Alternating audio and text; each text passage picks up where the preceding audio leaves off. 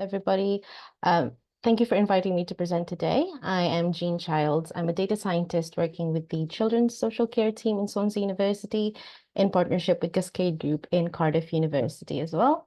I'm going to be talking to you about a study that we've just completed and we've submitted a manuscript for. We've examined disabilities in children receiving care and support in Wales and the risk factors associated with being placed in care among this population. So I'd like to define the terms used in the study first. The Welsh Government captures and monitors information about all children in receipt of a care and support plan through the annual Children Receiving Care and Support Census. And this captures records of open cases from January 1st to March 31st of each year. Information on children's disabilities is recorded within the census. However, until recently, mental health problems and diagnosis of autism spectrum disorder were not included in this categorization of having a disability. A subset of these children then become looked after by the local authority due to increased risk to their safety or well-being, and the information about these children is captured within the Children Looked After census. In Wales, they are generally known as children looked after, but for various reasons, we have used the term children in care to refer to these children in the study. The definition of disability used in the study follows the Equality Act 2010 and also the definition used in completing the Children Receiving Care and Support Census, which is defined as a physical and mental impairment that has a substantial impact and a long-term adverse effect on the person's ability to carry out normal day-to-day activities. And the mental health problems that used in the study is defined by the completion guideline as mental health problems diagnosed by medical practitioners and the children and adolescent mental health services, which could include depression, self-harming, and eating disorders, but excludes autism spectrum disorders and learning disabilities.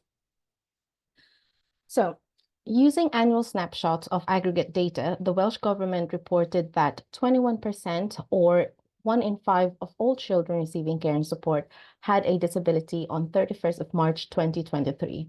But again, this is not including children that are only reporting mental health problems and only reporting autism spectrum disorders. Of these disabled children, 1 in 5 were also placed in care. This study aimed to expand on this by analyzing longitudinal data at the individual level using data from SAIL Databank, which is based in Swansea University. And to our knowledge, no previous population-level studies have examined the nature of disabilities among children in care or examined risk factors for care entry among disabled children receiving care and support. And this is what we have set out to do. There were 3 specific aims of the study. The first was to determine the overall prevalence of disability among children receiving care and support in Wales, including those with mental health issues and diagnosis of autism spectrum disorders, which reflects the definition of disability, which also covers the mental impairments affecting daily life. The second aim was to examine the proportion of disabled children with specific functional impairments or the types of disabilities and different combinations of these by their care status. So we grouped them whether they have been placed in care or not. And the third aim was to investigate risk factors associated with being placed in care among disabled children receiving care and support in Wales. So this was an observational cross-sectional study using routinely collected data held in SAIL Databank. The main data source used to create the study sample was the Children Receiving Care and Support Census, which contains information about the children's disabilities, parental background, and their care status. We linked this to the Children Looked After census to verify the children's long-term care status, which means we'll be able to see whether they've been placed in care outside the January to March capture period of the main census that we've used. We also then linked to the Welsh Demographic Service dataset and the Welsh Index of Multiple Deprivation datasets to obtain residential codes and the corresponding area level deprivation quantiles for each child when they first started to receive the care and support. So our outcome measure was whether the child was ever recorded as being placed in care. There are children who were only ever placed in care for respite reasons, and they were categorized as not placed in care for this study because they are a special group of children who normally live at home and they are only receive care for short periods of time. Our predictors included child characteristics, geographical characteristics, including area level deprivation and designated judge area. We also included types of disability, like I said, including mental health problems and autism spectrum disorders. And finally, we have a number of parental factors that are reported in the children receiving care and support census, which includes substance misuse, learning disability, physical ill health, mental ill health, and domestic abuse.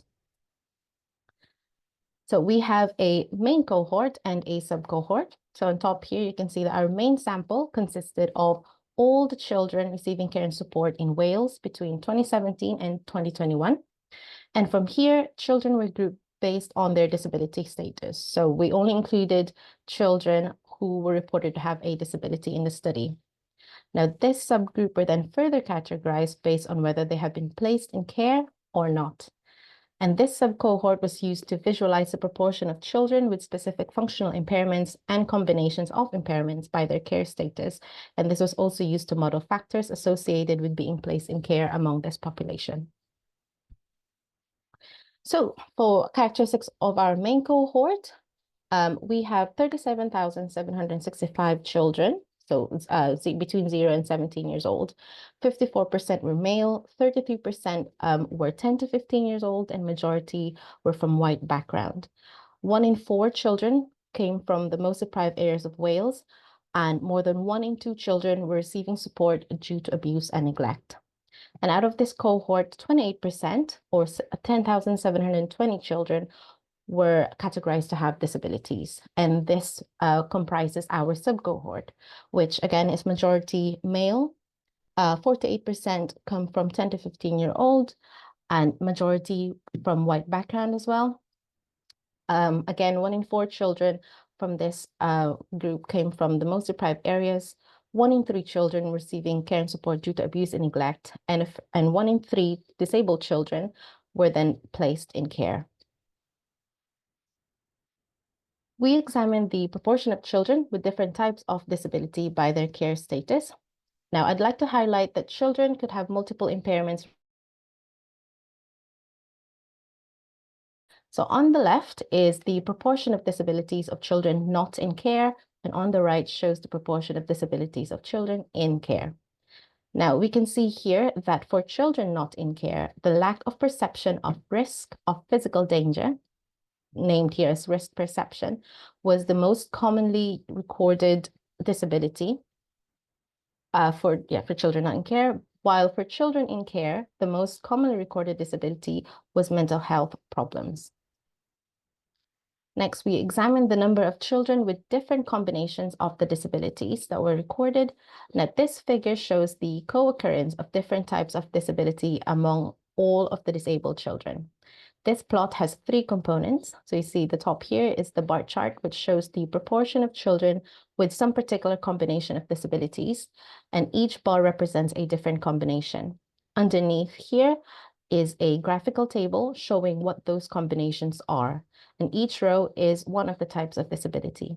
The smaller bar chart to the left of the table shows the unconditional frequency count of each type of disability across all the subsets. So reading from left to right, the most common subset was the mental health problems alone, where almost 1 in 3 children were reported to have mental health problems on their own, followed by autism spectrum disorders on their own, and then an overlap of all the 8 functional impairments. Now, we can see that the exclusion of having mental health issues or problems and diagnosis of autism spectrum disorder alone could mean that there was a previous underreporting of children with disabilities in this group. Now, this figure shows the top 3 disabilities or combinations of disabilities for the group based on whether they were in care or not. On the left is for children placed in care, which shows that almost 1 in 2 children were reported to have mental health problems on their own, followed by 1 in 2 children reporting autism spectrum disorders on their own as well. On the right shows information for children not in care, where 1 in 5 children were reporting to have mental health problems on its own, followed by an overlap of all 8 functional disabilities, and then those with autism spectrum disorders alone. Now, from here, we can see that there are some differences in the components of disabilities between those who were in care and not in care. Finally, we also investigated which factors were related with being placed in care in this population, meaning we looked at which factors will make it more or less likely that a disabled child already receiving care and support would be placed in care of a local authority. We used multivariable logistic regression to calculate the likelihood for each variable. And here we're showing the final model incorporating all of the domains. So we have the child, geographic, health, and parental factors. This figure shows the adjusted odds ratios and the 95% confidence intervals for the risk factors, which tells us how likely this factor will predict our outcome. So just a quick description of the graph. Factors that are straddling the dotted line mean that they are not associated with being placed in care, while those on the right means they have increased risk. Those on the left means they have reduced risk. Now, here we can see that infants or children from Black, mixed, and other ethnic backgrounds, those with mental health problems, and having all but one parental background had a higher likelihood of being placed in care. Those children older than 1 with some specific reported disabilities, and those children whose ethnicity and area level deprivation information are unknown have lower likelihood of being placed in care.